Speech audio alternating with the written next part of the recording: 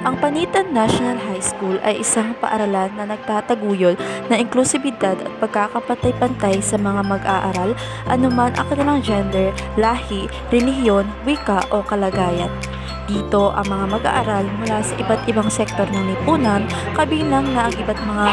nasa kalalagayan ng mga katutubo ay binibigyan ng pantay-pantay na oportunidad upang mapaunlad ang kanilang mga interes, karanasan at pangarap. Mahalaga ang pagtutok sa mga pangangailangan ng bawat isa tulad ng suporta sa mga mag-aaral na may kapansanan at ang pagpapahalaga sa kanilang mga kultura at relihiyon upang lumikha ng isang kapalitirang magbibigay.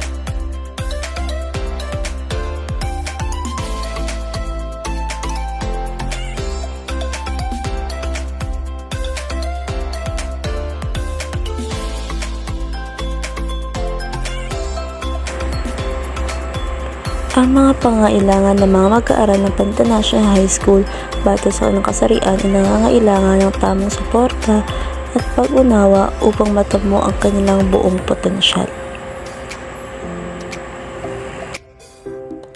Mahalaga ang pagkakaroon ng pantay-pantay na oportunidad para sa mga lalaki at babae sa larangan ng edukasyon kasama na ang mga pagsasanay na tutugon sa kanilang mga interes at kakayahan.